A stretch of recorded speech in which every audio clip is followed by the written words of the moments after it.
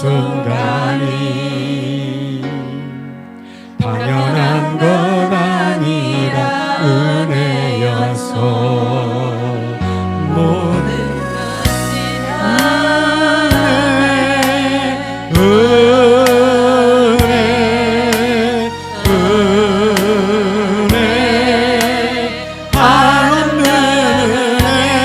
내 삶에 당연한 건 하나도 없었던 것을 모든 것이 은혜여서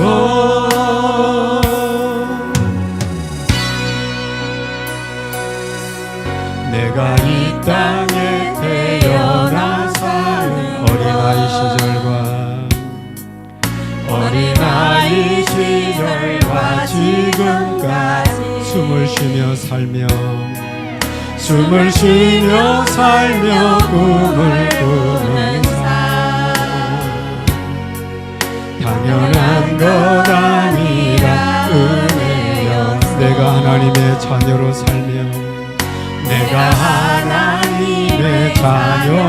살며 오늘 찬양하고 예배하는 삶 복음을 전할 수 있는 축복이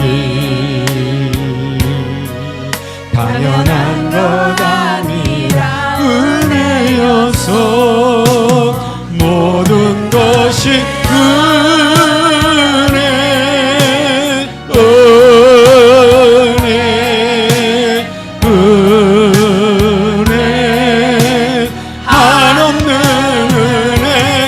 삶에 당연한 건 하나도 없었던 것을 모든 것이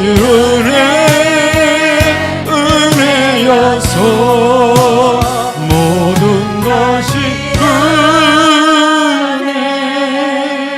은혜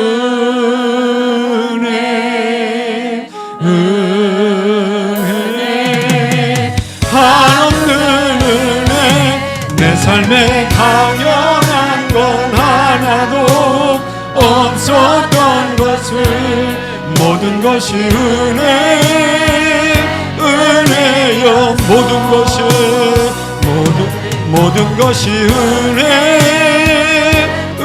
은혜여 모든 것이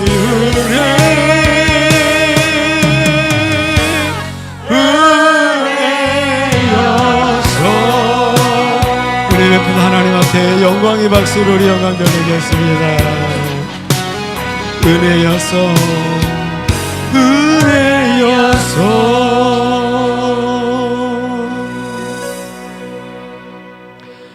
가난한 시절에 우리 조상님들은 이 추석 즈음에 이런 말을 했어요.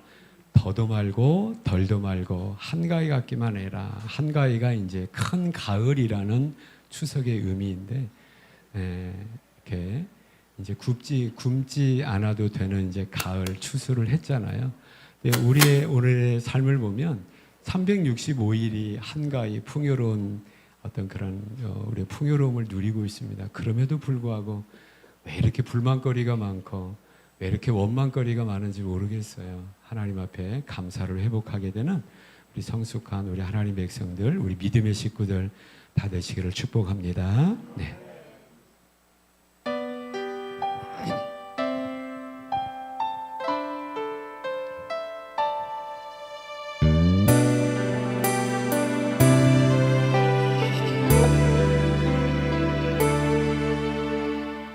이 땅에 내 삶이 비록 버겁더라도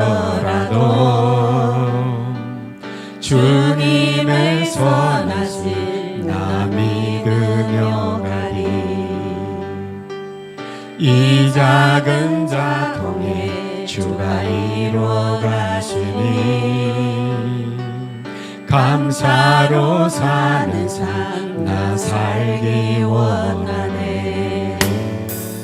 내 삶의 시간 속에 주 일하시네. 내 모든 여정 속에 함께 하시네. 크신 주 영광을 나 보리라. 위대하신 나는 주님께 속한 자 되어 주의 나라 위에 전심으로 살리라. 주의 마음에 합한 자 되어 맡기신 소명 이루리.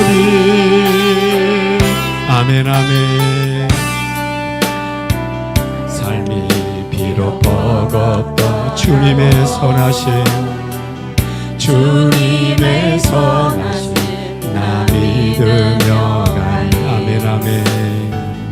이 작은 작동에 주가 이루어 가시니 감사로 사는 삶 나 살기 원하네. 내 삶의 시간 속에 주 일하신 아멘 아멘. 내 모든 여정 속에 함께 하시네. 깊고도 크신 주의 영광을 나보. 위대하신 나는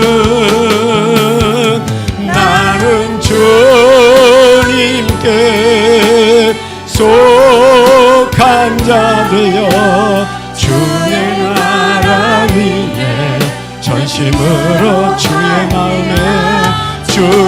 마음에 합한 자 되어 맡기신 소명이. 우리 한 번 더 나는 주님께 고백합니다. 나는 주님께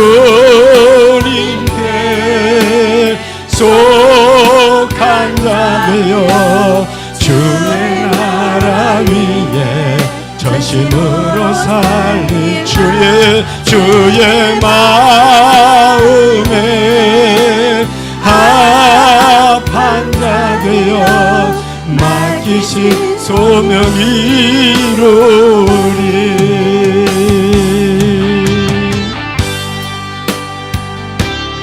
나는 주님께 속한 자 되어 주의 나라 위에 전심으로 살리는 주의 마음에 합한 자 되어 맡기신 손.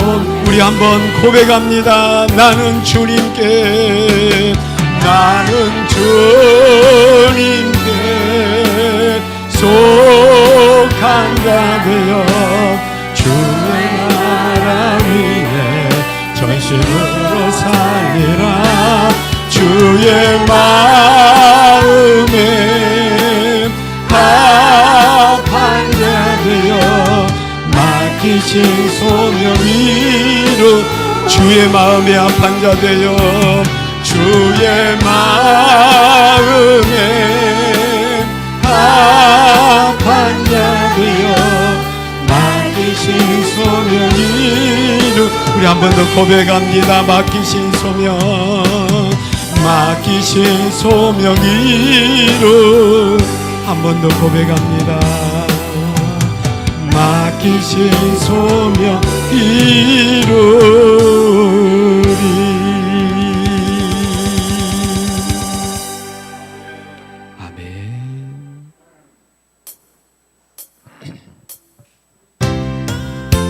주님을 향한 우리의 사랑, 나의 사랑을 고백하는 우리 성도님들 되시기 바랍니다.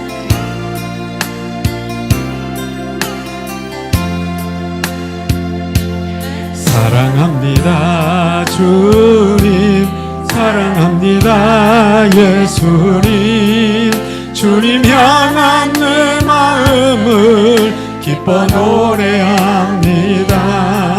내가 아프고 힘들 때 내 맘 고쳐주시니 나를 치유하신 주 사랑해요. 사랑합니다 주님, 사랑합니다 예수님. 온 맘 다해 주 섬기며 주를 바라봅니다. 내가 슬프고 힘들 때 나를 만져주시니 나를 위로하신 주 사랑해요. 나를 위해 죽으시고 나를 위해 부활하신 놀라운 그 사랑 찬양합니다.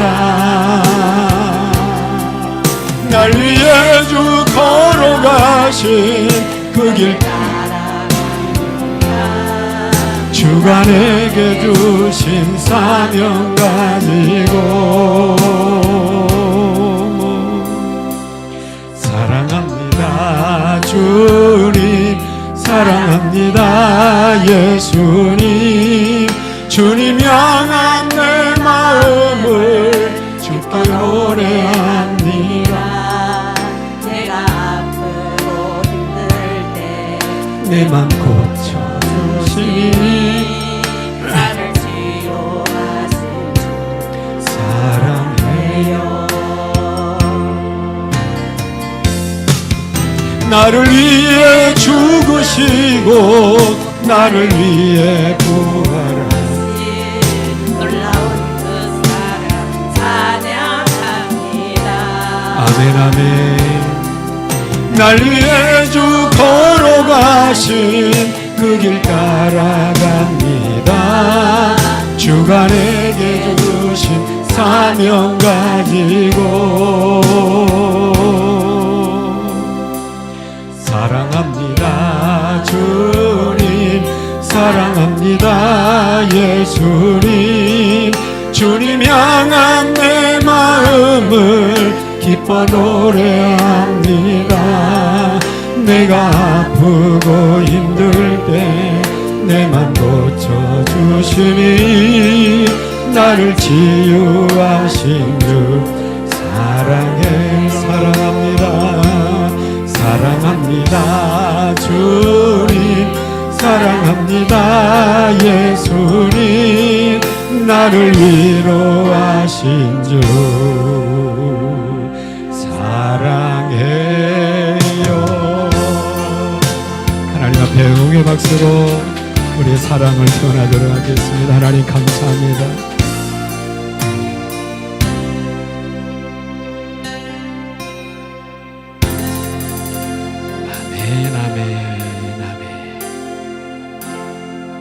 이 시간에는 우리 율동하면서 더 힘차게 우리 하나님을 찬양하도록 합시다. 율동 선수들 나오네요.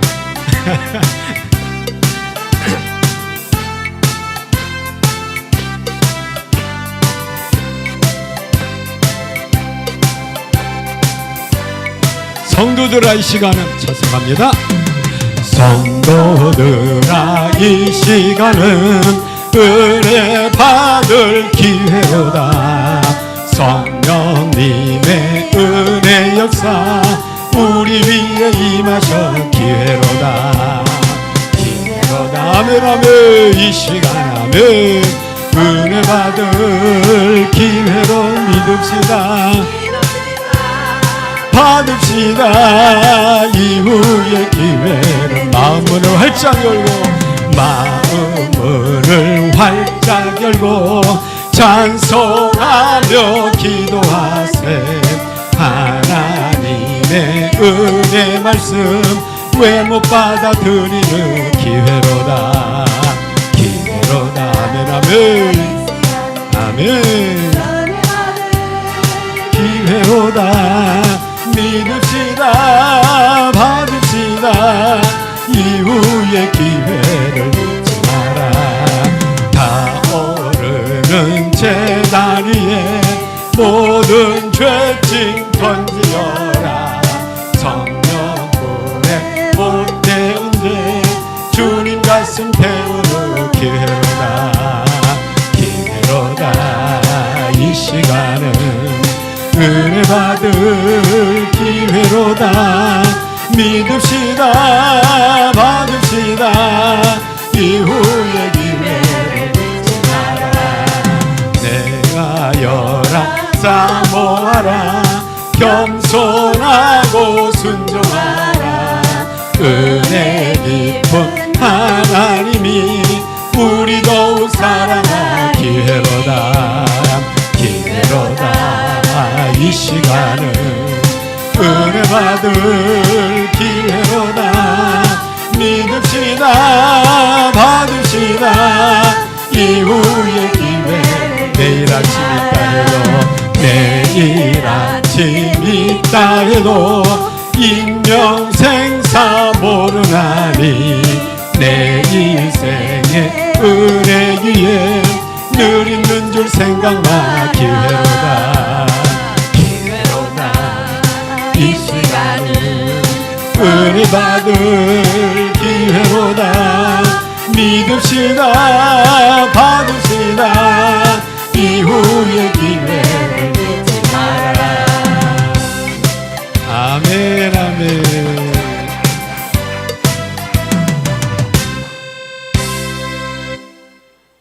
계속 율동해야 될 텐데 벌써 들어가셨네. 왜 이렇게 급하세요 다들. 앉아 계신 분들도 함께 율동하면서 우리 하나님 앞에 또 목소리로 찬양하는 것도 참 귀한데 우리 몸으로 찬양하는 게 율동이잖아요. 그렇습니다. 찬양이 언제나 넘치면 아닙니다. 저도 흥분한 것 같아. 주님의 성령을 내게 부어주소서.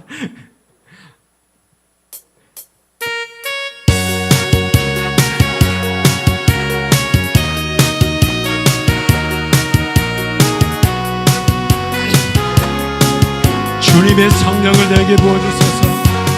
주님의 성령을 내게 부어주소서.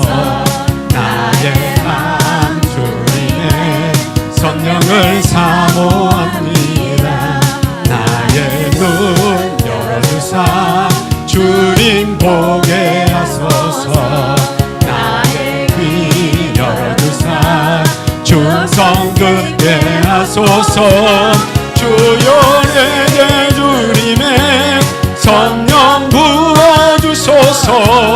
주님만 나의 힘 주님만 나의 능력. 주여 내게 주님의 성령 부어주소서. 주님만 나의 힘 나의 능력.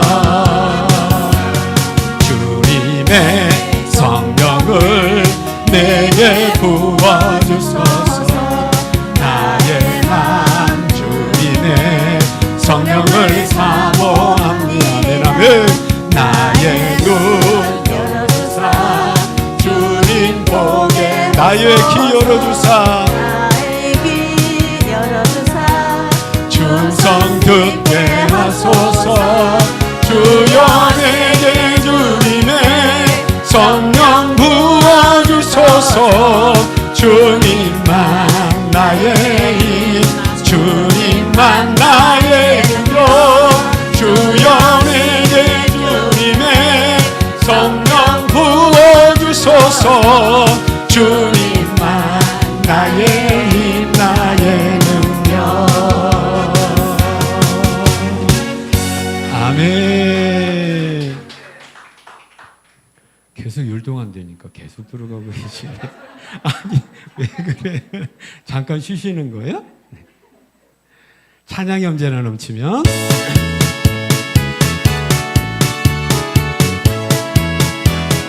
찬양이 언제나 넘치면 은혜로 얼굴이 환해요. 충만한 성령의 모습을 서로가 느껴. 할렐루 할렐루 할렐루 손뼉 치면서 할렐루 할렐루 소리 외치며 할렐루 할렐루 두 손을 들고 주님을 찬양해. 감사가 언제나 넘치면 은혜로 얼굴 환해요. 성령의 충만한 모습을 서로가 느껴 할렐루 할렐루 할렐루 손뼉 치면서 할렐루 할렐루 소리 외치며 할렐루 할렐루 두 손을 들고 주님을 찬양해. 사랑이 언제나 넘치며 은혜로 얼굴이 환해요. 성령의 충만한 모습을 서로가 느껴요. 아멘 아멘.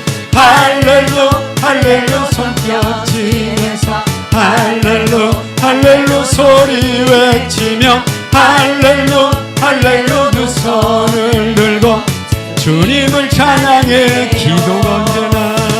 기도가 언제나 넘치면 은혜로 얼굴이 환해요. 성령의 충만한 모습을 서로가 느껴. 아멘 아멘. 할렐루 할렐루 손뼉 치면서 할렐루 할렐루 소리 외치며 할렐루 할렐루 두 손을 들고 주님을 찬양해요. 아멘 아멘. 옆에 분 얼굴 한번 보세요. 얼마나 천사 같아요. 없어서 존귀와 영광 주께 드리며 예수님 이름으로 기도렸습니다. 아멘 아멘. 할렐루야. 오늘 말씀 듣기 전에 또 새로운 특별한 은혜의 시간 갖도록 합니다. 우리 주일학교 우리 자녀들 나오셔서 우리 찬송하고 그다음 우리 말씀 암송 많이 했는데 말씀 암송으로 하나님께 영광 돌리겠습니다. 이쪽으로.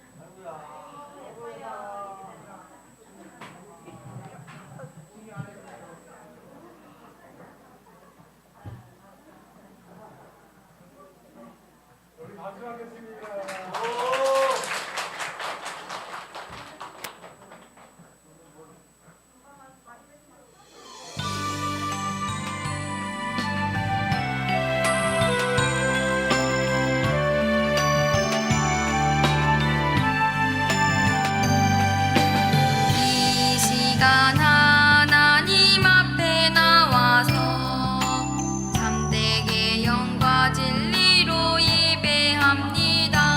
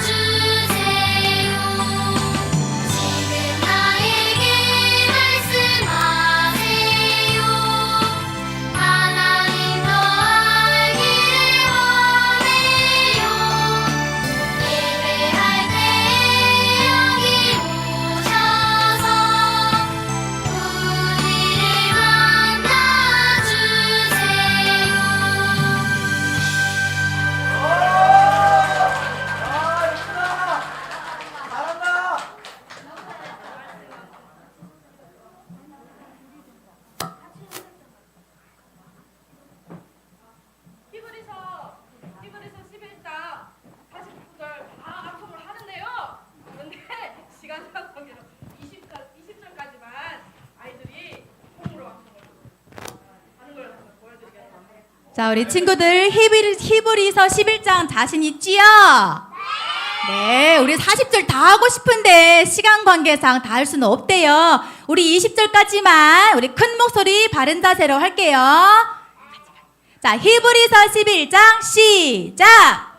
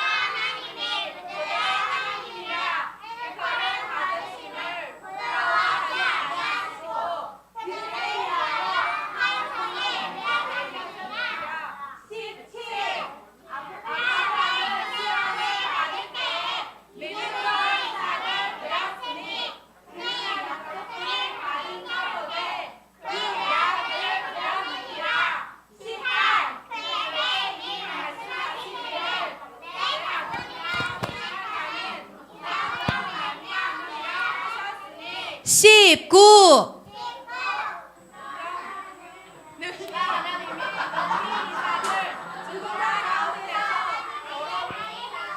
생각한지라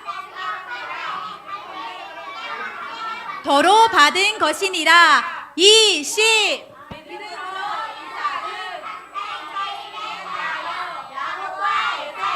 축복하였으니 기도드리며 아멘.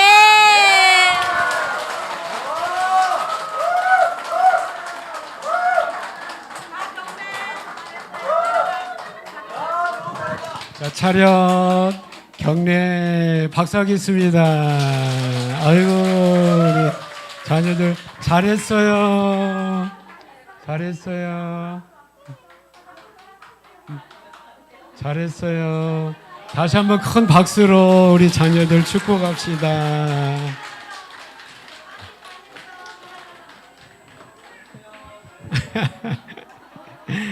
네.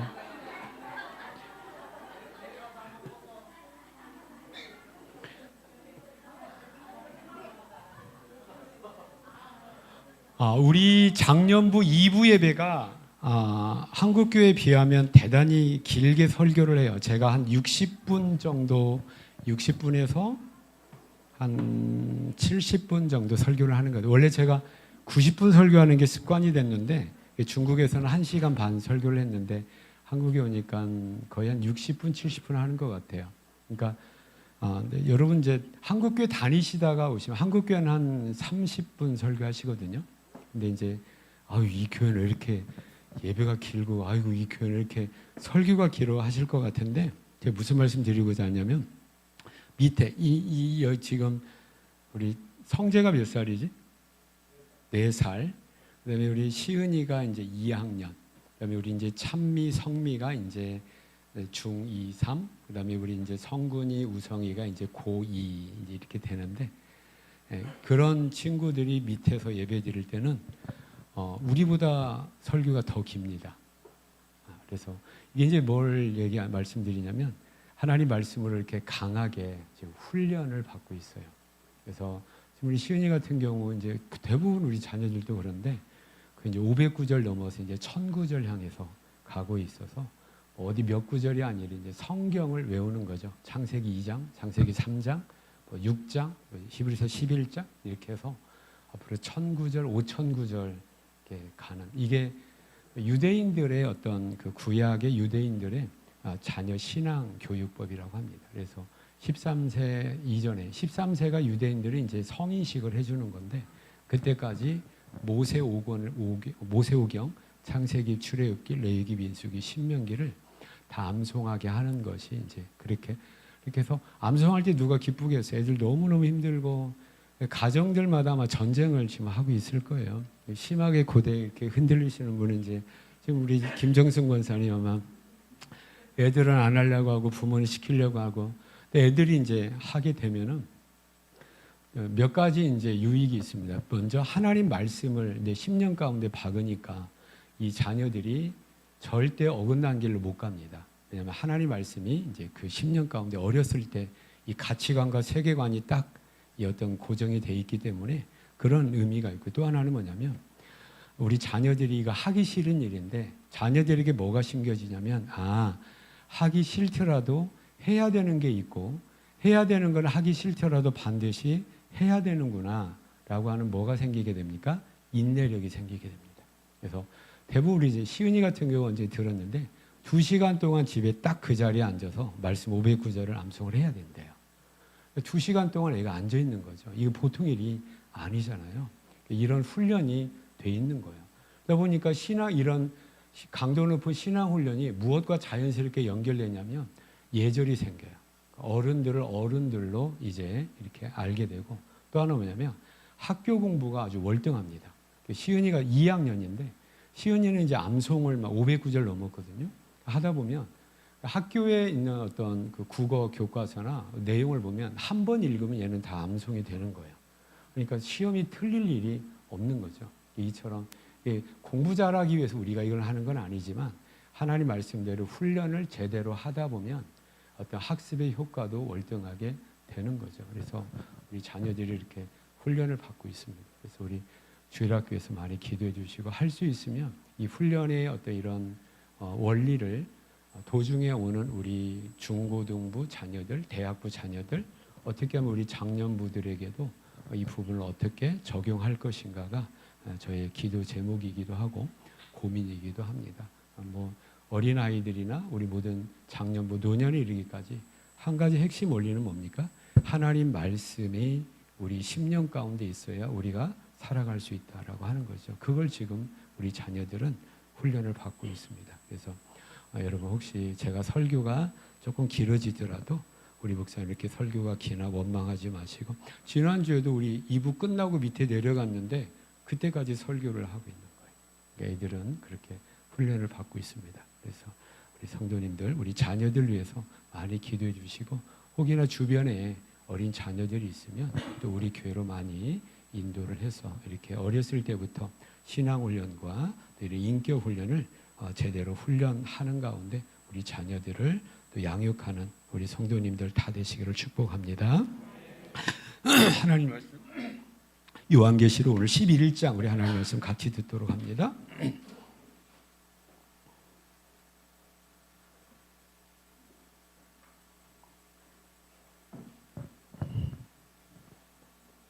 요한계시록 11장 1절부터 13절까지입니다. 우리 교독에서 우리 본문 읽도록 하겠습니다.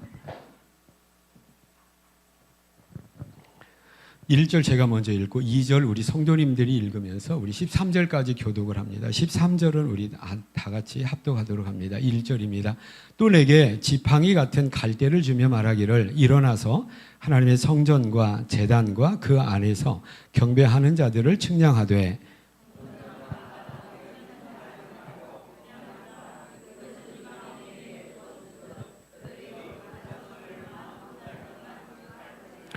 내가 나의 두 증인에게 권세를 주리니 그들이 굵은 베옷을 입고 1260일을 예언하리라.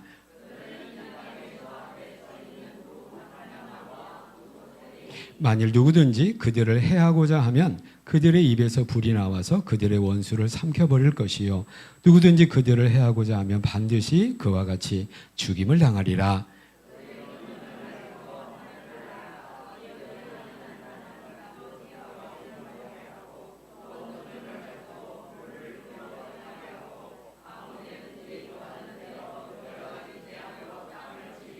그들이 그 증언을 마칠 때에 무적행으로부터 올라오는 짐승이 그들과 더불어 전쟁을 일으켜 그들을 이기고 그들을 죽일 터인즉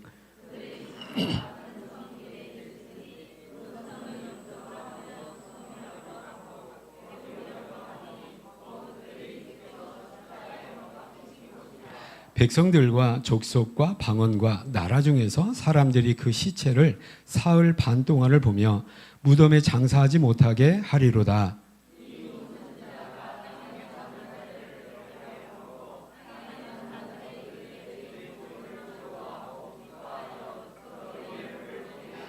(3일) 반 후에 하나님께로부터 생기가 그들 속에 들어가매 그들이 발로 일어서니 구경하는 자들이 크게 두려워하더라.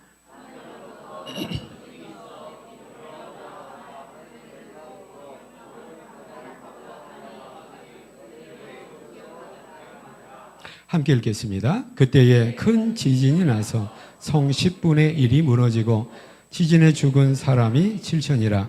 그 남은 자들이 두려워하여 영광을 하늘의 하나님께 돌리더라. 아멘. 오늘 본문, 우리 교독한 본문을 중심으로 해서 하나님의 방법, 우리의 사명 두 번째 설교를 다시 듣는 두 번째로 듣는 시간을 갖도록 하겠습니다.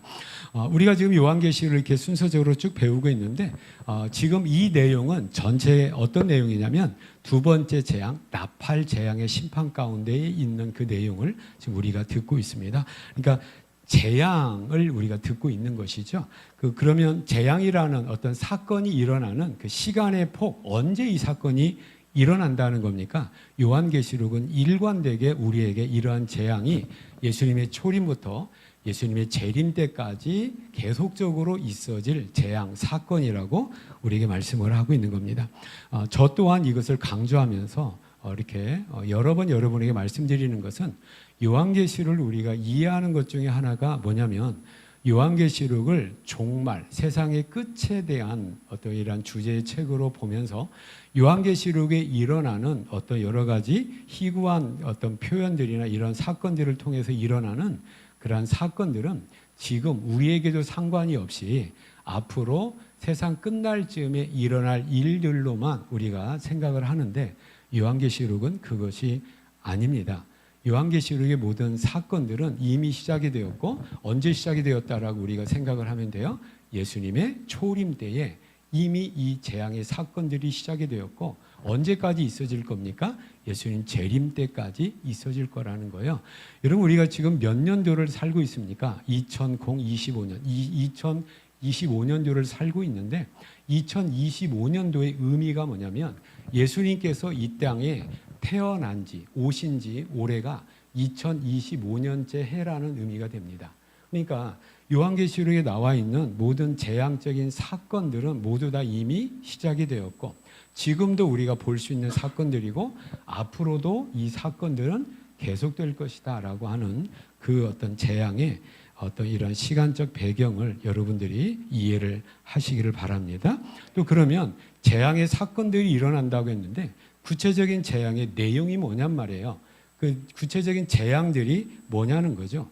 예수님께서는 이미 마태복음 24장과 누가복음 21장에 말씀을 했어요. 크게 네 가지로 얘기하고 있는데 그게 뭡니까? 전쟁이다라는 거죠. 어렵지 않은 내용이에요. 전쟁일 것이다. 또 하나는 뭐냐면 기근이다. 또 하나는 뭐죠? 성경에 보면 곳곳에 큰 지진이 난다라고 했는데 이 지진은 우리 표현대로 하면 뭐죠? 자연재해죠. 또 한 가지 뭡니까? 전염병입니다. 보십시오. 전쟁과 기근과 자연재해와 전염병의 사건들은 그냥 재수 없으니까 일어나는 일, 우연하게 발생하는 우발적인 사건과 사고들이 아니라는 거죠. 철저하게 하나님에 의해서 허락이 되고 하나님께서는 그것을 통하여 당신의 지금 일들을 이루어가고 있다는 것을 요한계시록이 우리에게 명확하게 말씀하고 있다라고 하는 것이죠. 깨닫는 저와 여러분 되시기를 축복합니다. 그러면 여러분 전쟁, 기근, 자연재해, 전염병 누가 좋아합니까? 누가 원합니까? 우리 힘들어 죽겠잖아요. 여러분 저와 여러분 전쟁을 직접 경험하지 않았지만 전쟁이 일어나는 그 전쟁의 장소는 그 안에서 전쟁을 하는 사람은 이미 우리가 아는 평상적인 상식을 가진 인간의 모습이 이미 아닙니다. 우리가 가끔씩 러시아와 지금 우크라이나 전쟁을 하고 있잖아요. 그들의 어떤 전쟁 포로들이나 전쟁에 참여했던 군인들의 어떤 이런 말들을 들어보면 이미 인간의 평이한 모습이 아닌 그와 같이 비참한 것이 전쟁이란 말이에요. 전쟁을 누가 원하겠습니까? 그럼에도 불구하고 하나님께서 전쟁을 허락하신단 말이에요. 그러면 아니 하나님이 왜 전쟁을 허락하시나? 아니 하나님이 기근과 자연재해와 전염병들 왜 하나님이 허락하시나? 하나님이 그렇게 고약한 하나님이요? 그렇게 만드신 창조하신 인간들 힘들어 죽겠는데 고통스러워하는 모습을 보면서 하나님이 웃음 짓고 계시는 그런 잔인한 하나님인가? 라고 하는 의문점들이 우리가 갖게 됩니다. 여러분 이 소식 들어보셨나요? 아직 철이 안 든 초등학교 한국의 1학년이나 유치원 애들이 여러분 봄에 보면 이렇게 병아리가 깨어난 병아리를 학교에서 그 병아리들을 이렇게 파는 거 여러분 보셨나요? 그 왜 병아리들을 학교에서 팔죠? 얘네들은 양계장에서 팔 수 있는 그것이 아닌 거예요. 그러니까 이제 학교에서 다가를 못 빼먹는 이 병아리들인 거예요. 그래서 이제 하나에 300원 뭐 이렇게 몇백 원에 팝니다. 근데 애들이 그것을 이렇게 이제 사는 거예요. 그 애들이 이제 정성껏 기여하면서 이쁘게 키우는 애들이 있는데 전에 한번 이게 한국의 뉴스에 나왔네요. 뭐냐면 몇몇 남자애들이 이 병아리들을 사가지고 지들이 사는 아파트 20층 옥상으로 올라가는 거예요. 그다음에 이제 저희 집 베란다 이제 10층 몇 층에 베란다 가가지고 그 어떻게 하겠다는 겁니까? 그것을 이제 밑으로 떨어뜨리는 거죠. 그러면 누구 병아리가 살아나는가 이걸 지금 하는 거예요. 그리고 이제 떨어뜨립니다. 살 수 있어요, 없어요? 없죠. 그걸 떨어져서 발버둥 치고 괴로워하는 병아리, 죽어있는 병아리를 보고 우에서 그 애들은 좋아하는 거예요. 그래서 과연 우리 애들을 어떻게 교육하고 우리 애들의 인간성이 왜 이러는가 이런 식으로 이제 뉴스에 나온 것이 있고 사회적으로도 큰 파장이 일어나는데 참 철없는 애들이기 때문에 우리가 한편으로는 그럴 수도 있겠다라고 하는 안타까움이면서도 이해되는데 하나님은 뭐냐고요. 이거보다도 더한 고통 가운데 이 땅에서 지금 힘들어 죽겠는데 하나님은 이 재앙 가운데 우리 보고 고소해 하시는 거예요. 그 철없는 어린애들이 그 자기 집 높은 11층, 12층에서 죽어있는 병아리들, 땅에 있는 병아리들 보면서 박수치는 철없는 어린아이 같은 모습이 하나님이냔 말이죠. 하나님이 그런 하나님이 아니다라는 거죠. 그러면 하나님께서 이 땅에 내리시는 그 재앙의 의미, 왜? 하나님 목적이 있겠어요? 없겠어요? 있으시다는 거죠. 그건 바로 뭐냐면 예고하시는 거예요. 예고라는 게 뭐죠? 앞으로 있을 어떤 일을 미리 보여주는 거죠. 예고의 또 다른 의미는 뭐냐면 경고하시는 겁니다. 이 재앙의 슬픈 일, 재앙의 고통스러운 일을 통하여서 뭘 예고합니까? 진짜 고통과 진짜 심판이 지금 다가오고 있어. 이것을 미리 보여주고 이것을 경고하는 겁니다. 그러니까 이 어떤 우리의 어떤 이러한 재난과 이러한 고통을 통하여 하나님께서는 미리 보기를 원하시는 거예요. 그 미리 보기를 원하시는 그 결론적인 재앙이 무엇입니까? 지옥입니다.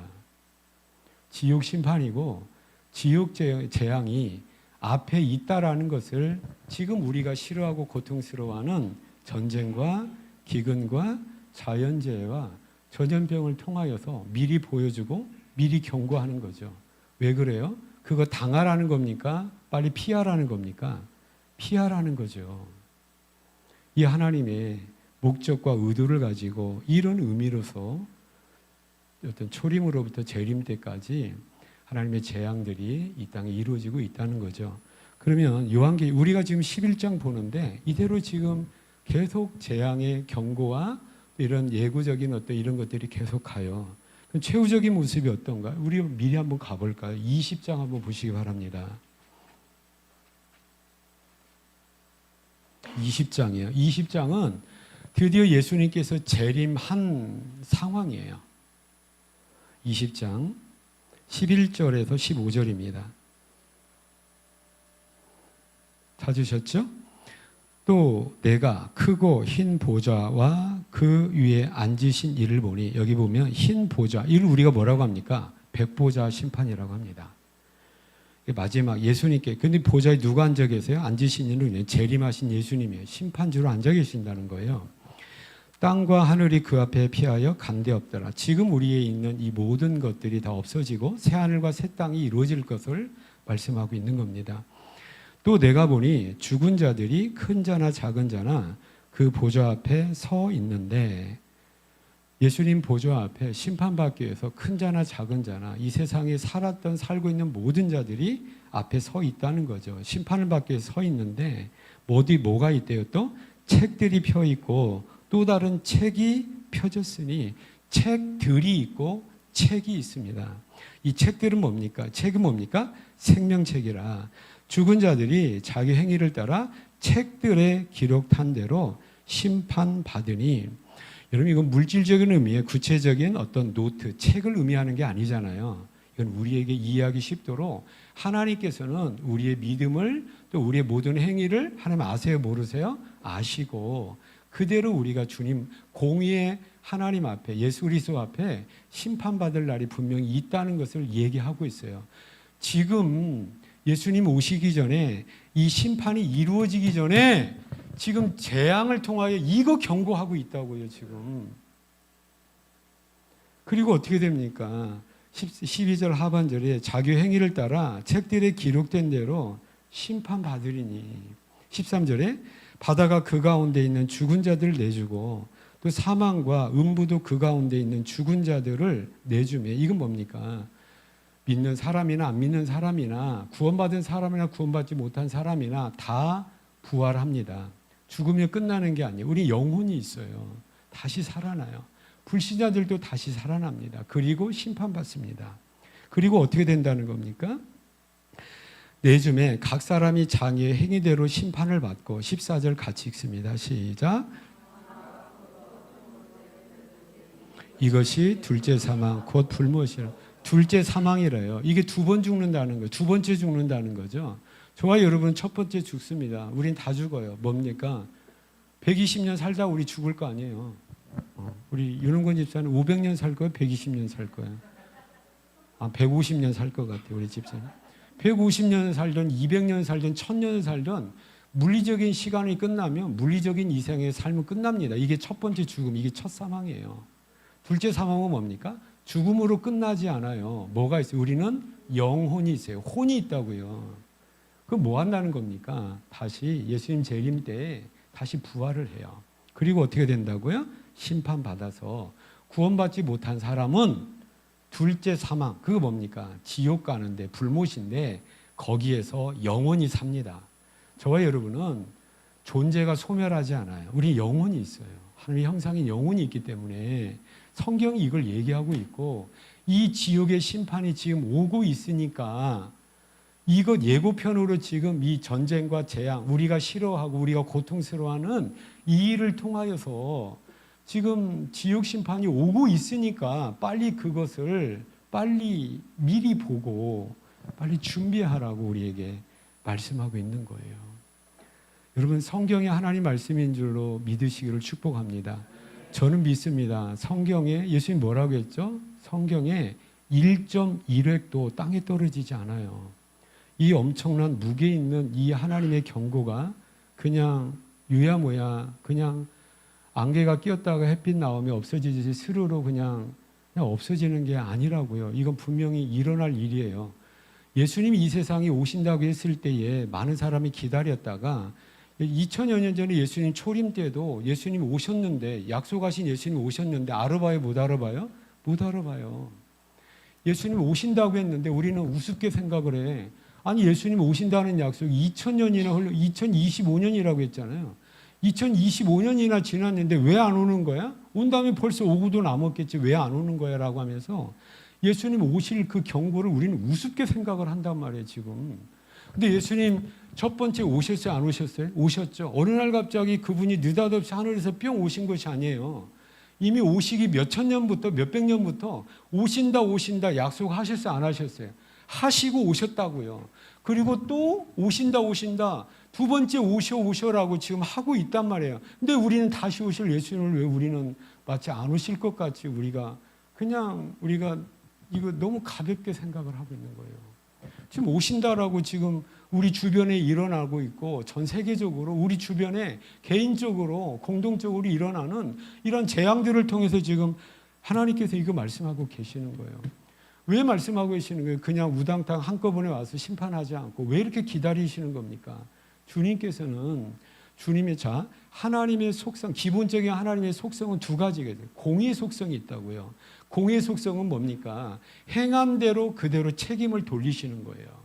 너가 이거 했잖아. 네 인생 이거 했으니까 네 인생에 대한 네 책임 너에게 있다는 거죠. 또 한 가지 공의 속성이 있는가 하면 또 무슨 속성이 있는 겁니까? 사랑이 있어요. 그래서 사랑과 공의 속성이 있다고요. 근데 공의 속성대로 우리를 하나님의 기준에 딱 달아보면 하나님 앞에 모두 다 죄인이란 말이에요.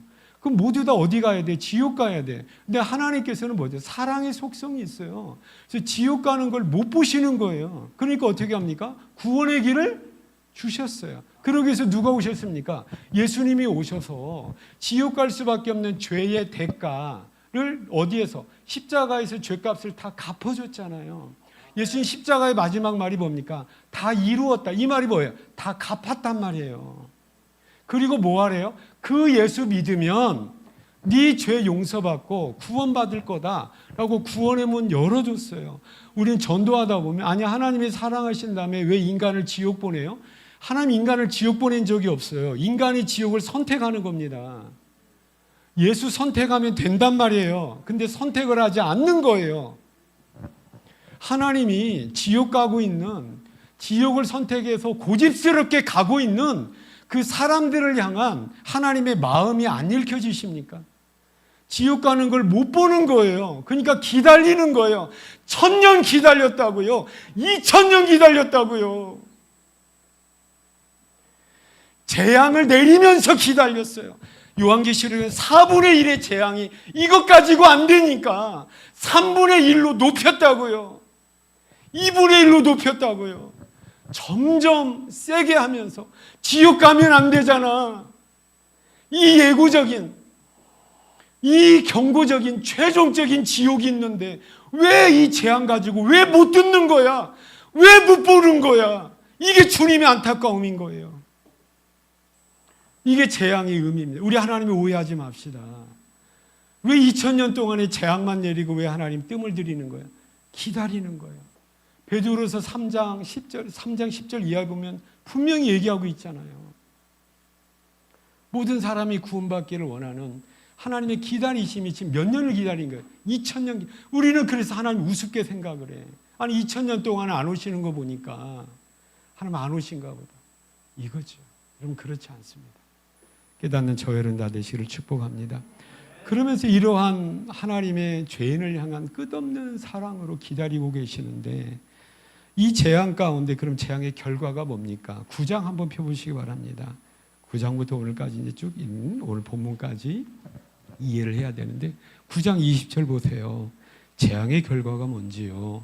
9장 20절 21절까지 함께 읽습니다. 시작. 이 재앙에 죽지 않고 남은 사람들은 손으로 행한 일을 회개하지 아니하고 오히려 여러 귀신과 또는 보거나 듣거나 다니거나 하지 못하는 금은동과 묵석과 묵석의 우상에게 절하고 또 그 살인과 복술과 음행과 도둑질을 회개하지 아니하고 회개를 안 하는 거예요. 아니 코로나를 겪어봤는데도 회개를 안 해. 전쟁에 대한 소문을 겪는데도 회개를 안 해. 회개를 안 하는 거예요. 왜 회개를 안 할까요? 첫째, 하나님께서 내리시는 재앙이라는 것 그분들은 모릅니다. 그러니까 뭐예요? 그냥 재수없이 우연하게 일어나는 우발적 사고와 사건으로만 알고 있는 거죠. 모르니까 회개를 못해. 또 하나 뭡니까? 하나님을 너무 우습게 생각을 해요. 하나님 너무 만만하게 생각을 해요. 그러니까 회개를 못합니다. 그러면 나 같으면 내가 하나님 입장이라면 난 너무 화날 것 같아. 제가 애 새 키워보니까 하나님과 우리와의 관계를 제가 어느 정도 이해가 돼요. 애 키워보니까 아니 아빠로서 자녀들을 얼마나 사랑하겠어요. 근데 자녀들은 그걸 몰라. 때로는 아빠를 만만하게 봐. 여러분 절대 애 키울 때 생선 가운데 토막 여러분 애들 주지 마세요. 그 애들 주면서 뭐라고요? 아빠는 생선 머리만 먹어도 맛있어. 그 애들이 그대로 믿어요. 그 늙어서 우리 생선 그 대가리만 얻어먹게 된다고. 애들은 그렇게 믿어요. 엄마 아빠는 생선 꼬리만 먹어도 맛있어. 너희들은 이 가운데 토막 먹어. 근데 이것을 사랑으로 그 부모들의 사랑 대부분의 자녀들은 알겠죠. 근데 어떤 고약한 자녀들은 몰라요. 우리 엄마 아빠는 대가리하고 꼬리만 주면 너무 좋아하시니까 너무 좋아해. 하나님 앞에 우리가 이렇게 생각을 하고 있다고. 하나님께서 여전히 우리를 인내하고 기다리고 안타까운 마음으로 기다리고 계시는데 우리 하나님 너무 우습게 생각을 하고 있는 거예요. 그러니까 나 같으면 그냥 우당탕 한바탕 하겠는데 하나님 안 하세요. 또 이렇게 해서도 돌아오지 않는 사람을 위한 하나님의 또 다른 방법을 이 방법으로 안 되니까 또 이 방법을 하시는 거예요. 그 방법이 뭐냐면 10장입니다. 우리 지난 시간에 들었잖아요. 10장에 하나님의 또 다른 방법이 뭡니까? 10장 11절 한번 보시기 바랍니다. 그가 내게 말하기를 네가 이건 세례 요한입니다. 여기서 요한계시록에서 세례 요한은 어떤 사도 요한이죠. 사도 요한 죄송합니다. 사도 요한은 사도 전체를 대표하는 대표성이고 12명의 사도는 12명의 사도만을 의미하는 것이 아니라 신약 시대에 구원받은 하나님의 백성들 교회를 얘기하는 겁니다. 이게 교회 주시는 말씀이거든요. 11절 그가 내게 우리에게 교회에 말하기를 네가 많은 백성과 나라와 방언과 임금 사중표현입니다. 백성, 나라, 방언, 임금이에요. 요한계시록의 사중표현은 하나님의 창조한 모든 세계의 모든 사람을 얘기합니다. 다시 뭐하여야 하리라? 예언한다는 겁니까? 하나님 말씀을 받아서 하나님 말씀을 먹어서 그 사람들에게 하나님 말씀을 전하는 거예요. 하나님 말씀을 가르쳐 주는 거죠. 그 대상이 누구예요? 재앙 가운데 깨닫지 못하고 여전히 회개하지 못하고 도리어 우상 숭배하면서 하나님에게서 멀어지는 그 사람을 향한 하나님의 또 다른 방법이 뭐냐면 먼저 구원받은 저와 여러분이 그 사람들에게 가서 뭐 하라는 겁니까? 전도하고 선교해라. 이것이 하나님의 또 다른 방법이고 성경에는 이 외에 다른 방법은 이제 없습니다. 그래서 교회가 전하는, 성도가 전하는 전도와 선교의 소식을 듣고 주께로 돌아오지 않는 불신자들에 대한 또 다른 방법은 없어요. 그러니까 저와 여러분이, 어떻게 보면 저와 여러분이 하나님의 최후의 방법이에요. 세상의 입장에서 보면 우리가 세상을 구원시키는 최후적인 방법입니다. 그래서 저와 여러분이 이 전도 사명과 선교 사명이 이처럼 하나님의 입장에서나 세상의 입장에서 너무나 무겁고 너무나 중요한 이 사명이에요. 그리고 이제 이어지는 11장은 그러면 전도와 선교 사명을 받은 우리 교회와 성도가 어떠한 모습으로 전도하고 선교를 하는가, 그 모습이 나와 있고, 그 다음에 교회와 성도들의 선교, 전도의 결과가 뭐냔 말이에요. 그 결과가 결론적으로 13절이에요. 13절 한번 읽어보십시다.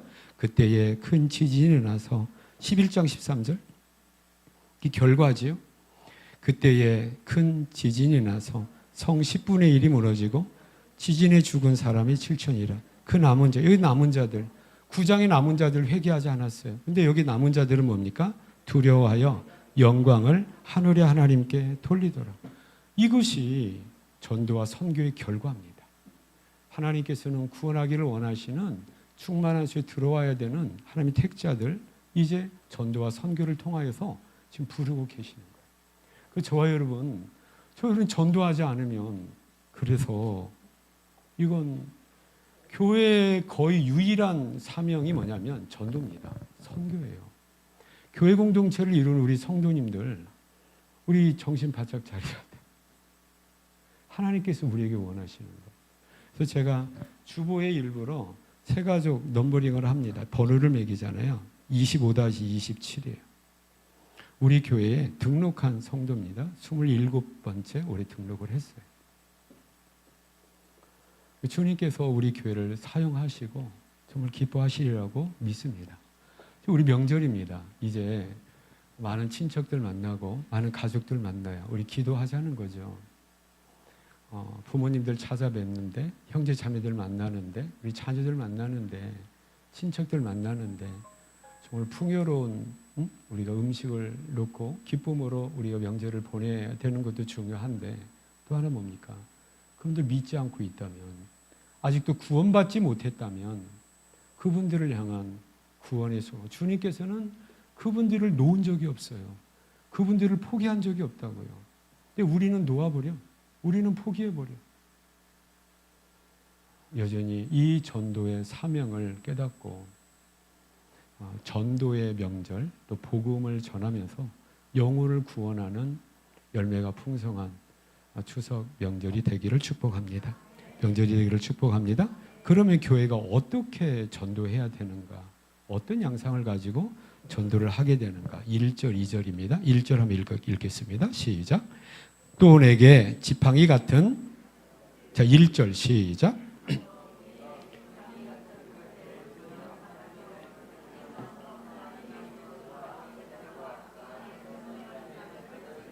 자, 첫째 어떤 명령이냐? 측량하란 말이에요. 뭘 가지고 측량을 해?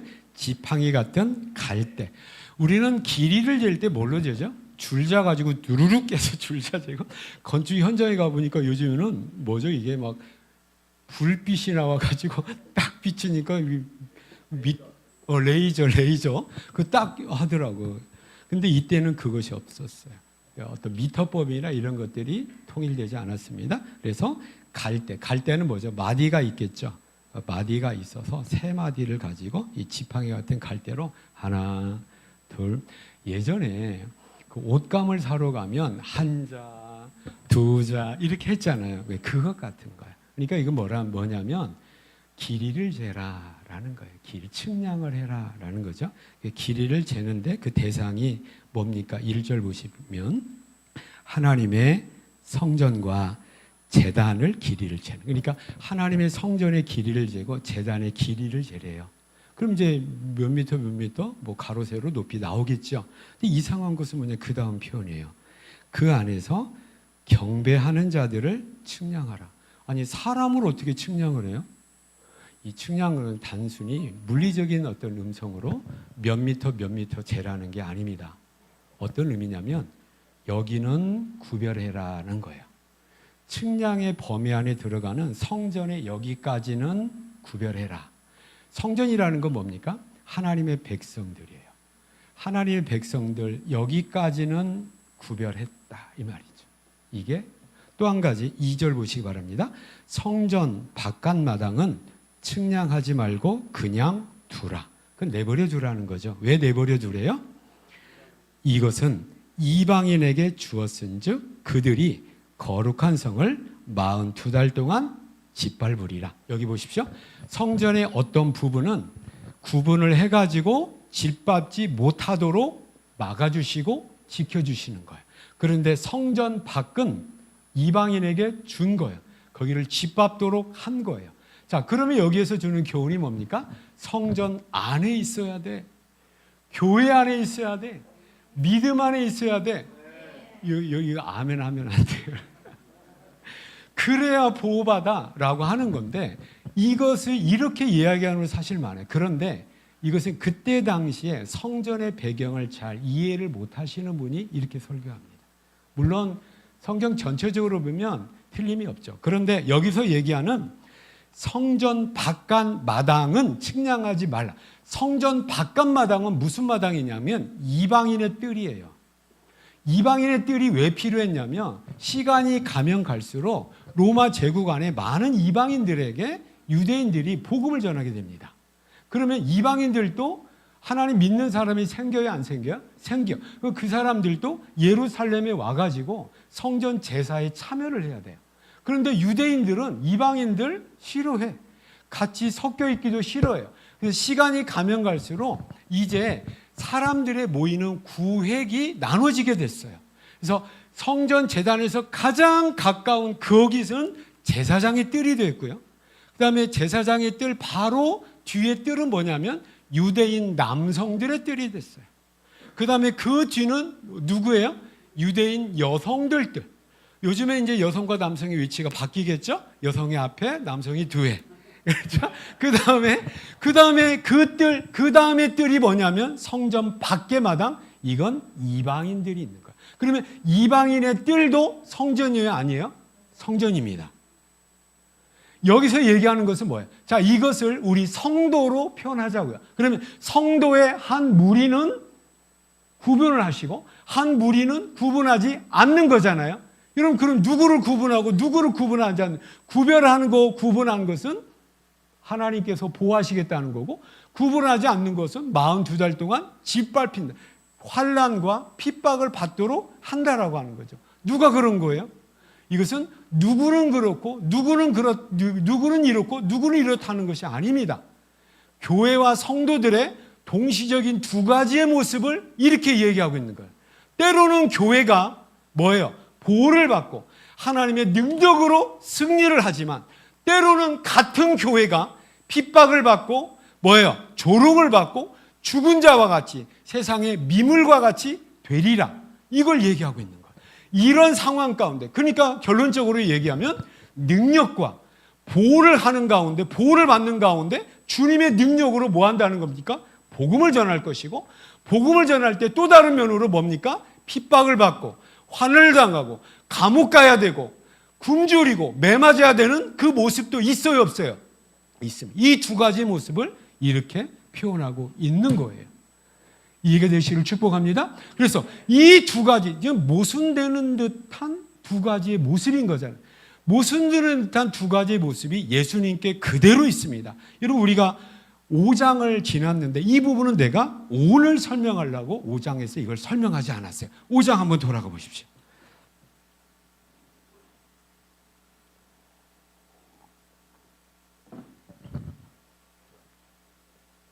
5장 5절 봐.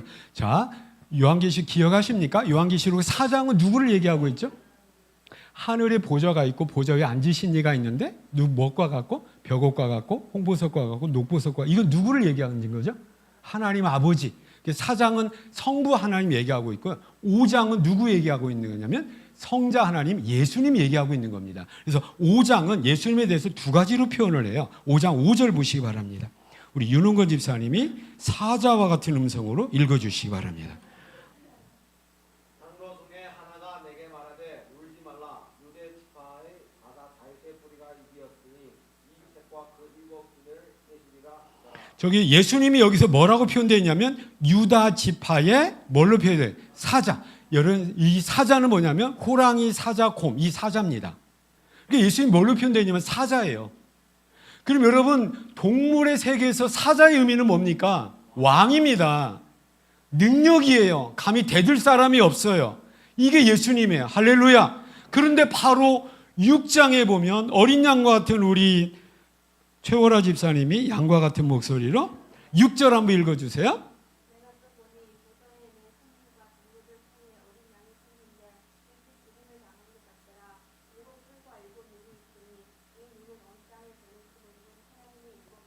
아멘. 여기서 보면 예수님이 또 뭐과 같아요? 어린 양이래요. 아니 사자라고 얘기했다가 또 뭘로 얘기해요? 어린 양. 여러분 사자와 양은 여기 겹치지 않는 거예요. 모순되는 듯한 두 개의 모습이에요. 이게 똑같이 누구를 얘기하고 있는 거예요? 예수님을 얘기하는. 자, 예수님의 어린 양과 같은 모습은 뭡니까? 연약하기 그지없는 거예요. 로마 병정들에게 잡힐 때에 반항하지 않으시고 양털 깎이는 이사야서 53장에 그 연약한 어린 양과 같은 예수님의 모습이 그대로 나와 있는 거예요. 반항하지 않으세요? 마치 무능하고 무능하기 짝이 없는 모습으로 예수님 십자가를 질질 긁고 가서 결국 십자가에 달려 죽어버린단 말이죠. 이게 예수님 무슨 모습이에요? 어린 양과 같은 모습이에요. 근데 예수님 또 어떤 모습, 이대로 끝나는 예수님 어떤 모습이 있어요? 사자 같은 모습. 그 죽음을 이기신 거예요. 사탄의 권세를 이기신 거예요. 그리고 모든 권세를 가지신 능력의 사자의 모습이 있는 겁니다. 그리고 저와 여러분, 이 예수님을 구주로 믿는 저와 여러분의 그대로 예수님의 사자의 모습이 우리 교회와 저와 여러분에게도 있습니다. 또 예수님 어떤 모습이 있어요? 어린 양과 같은 모습이 그대로 저와 여러분에게 우리 교회에도 있단 말이에요. 자, 구체적으로 보면 여러분 사도행전에 보면 그 예수님을 따르는 교회 공동체, 교회가 나옵니다. 여러분 3장에 보면 사도들로 말미암아 기사와 이적이 많이 많아지고 4장에 보면 어떤 내용이 나옵니까?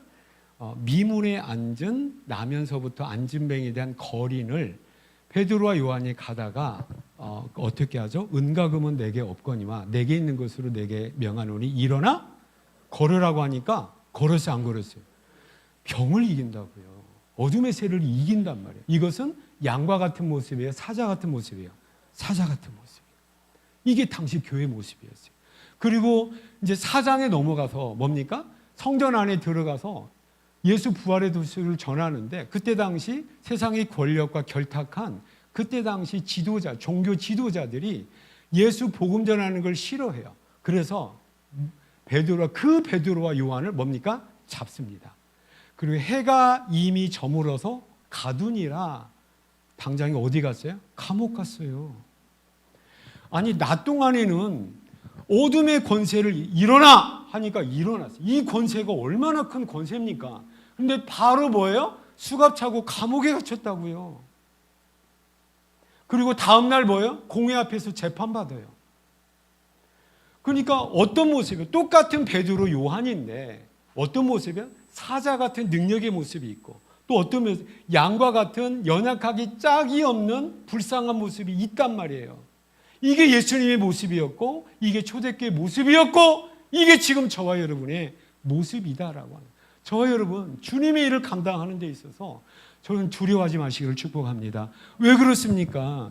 하나님의 사자 같은 능력이 하나님의 능력이 저와 여러분에게 있어요. 그건 오늘 요한계시록 11장에서 어떻게 얘기하겠는지 한번 보시기 바랍니다. 3절 한번 11장 3절 보십시오. 내가 나의 두 증인, 여기서 두 증인이라는 것은 주 증인에게 권세를 주리니 그들이 굵은 베옷을 입고 1260일을 예언하리라. 4절 그들이 이 땅에 주 앞에 서 있는 두 감람나무 두 촛대, 여기서 두 증인 두 감람나무 두 촛대, 공통적으로 숫자 몇이 등장합니까? 둘이, 2가 등장합니다. 우리 문화권이나 중국 문화권에서 2라는 숫자 어떤 의미가 있나요? 숫자의 의미? 별로 없는 것 같아요. 없죠? 그런데 성경에서의 2라는 숫자는 대단히 중요한 의미가 있는데 이것은 뭐냐면 증인의 수입니다. 재판을 받을 때 실제적으로 나 저 사람, 이 피고가, 재판받는 피고가 그 사람 죽인 거 내가 봤어요 라고 하는 게 증언이잖아요. 증인이, 한 사람만 증인이 있으면 이 증인은 무효입니다. 안 돼요.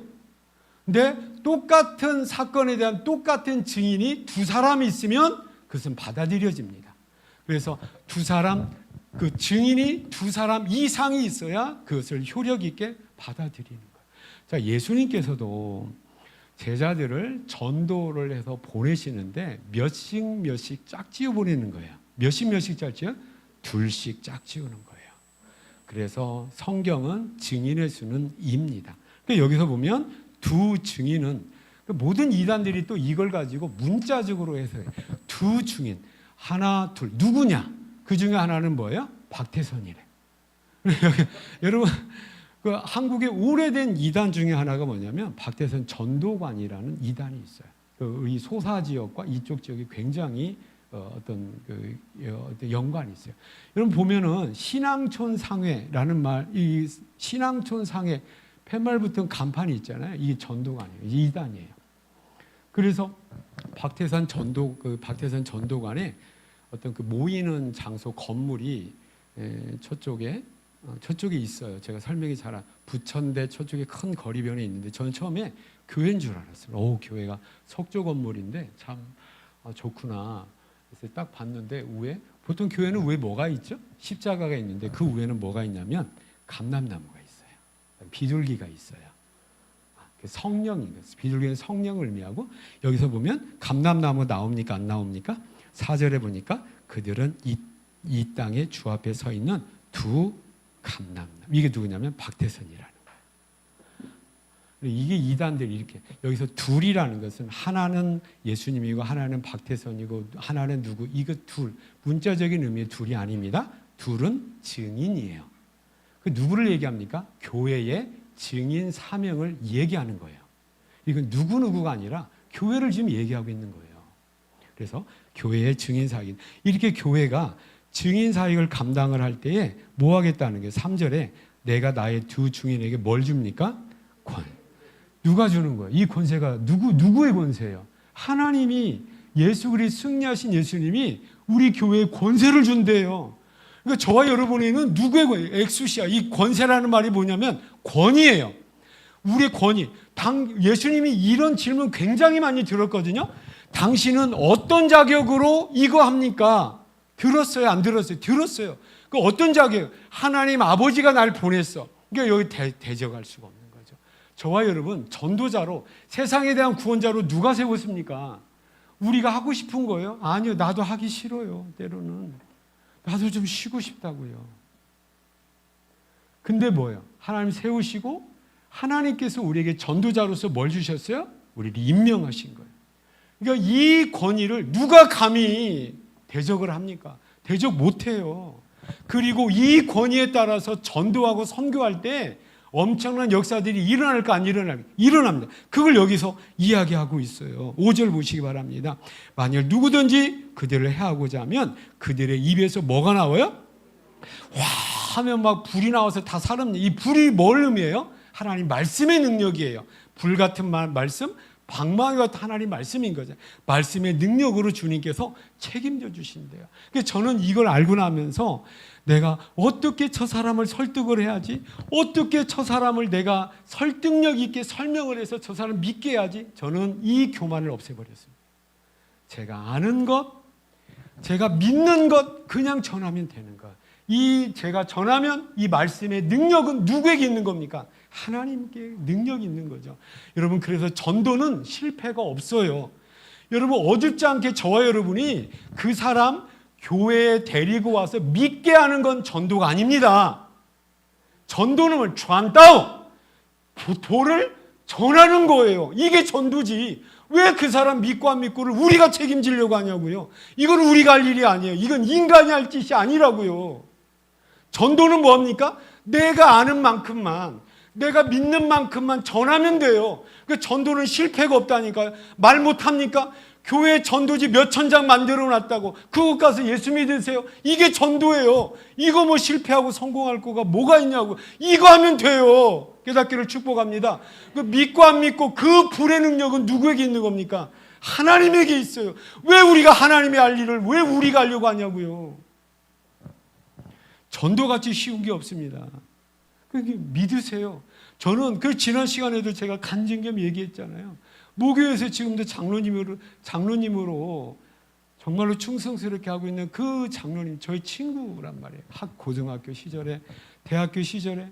그때 뭘 알겠어요. 혈기만 해가지고 이 친구를 내가 어떻게 하든지 내가 설복시키고 꼼짝 못하는 이론을 가지고 내가 교회 끌고 와야지. 이거 안 되더라고요. 안 돼요. 사랑하는 친구야, 내가 친구를 위해서 기도하고 있어. 이 한마디가 전도였어요. 그래서 저 여러분, 늘 하나님 말씀을 우리가 전하고 나누는데 게으르지 않고 주저앉게 않게 되는 저와 여러분 다 되시기를 축복합니다. 다 되시기를 축복합니다. 그래서 명절을 당했는데 그 누구, 지금 지옥 가고 있는 그 누구, 우리도 안타깝지만 하나님이 더 안타까워하세요. 입을 열어서 복음 전하기를 원해요. 그래서 1부 때 우리 권사님들에게 제가 그걸 부탁을 했어요. 작년에 누구 선물할 집 있으면 5만 원어치 설문했다면 올해는 10만 원어치 하시라고. 그럼 그분이 깜짝 놀랄 거예요. 5만 원어치만 해도 되는데 10만 원짜리 선물을 왜 했지? 그래서 5만 원만큼 선물하면 마음이 이만큼 열릴 텐데 10만 원 하면 이만큼 열릴 것 같아. 그럼 어떻게? 복음 전하기가 더 쉽다면 아니 10만 원이 뭐가 문제고 20만 원이 뭐가 문제겠어요? 이거 돈 갖고 될 일은 아니지만 또 우리가 어떻게 최선을 다하면서 하나님의 안타까움과 간절함으로 우리의 마음의 그 안타까움과 간절함을 담아서 우리 부모님들 지옥 가면 안 되잖아요.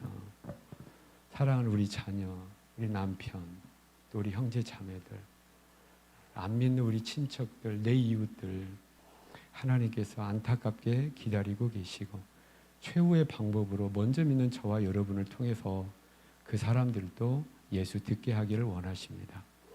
이번 명절이 풍요로운 명절, 영육 간의 전도의 열매가 풍성히 맺게 되는 저와 여러분 다 되시기를 축복합니다. 기도하시겠습니다.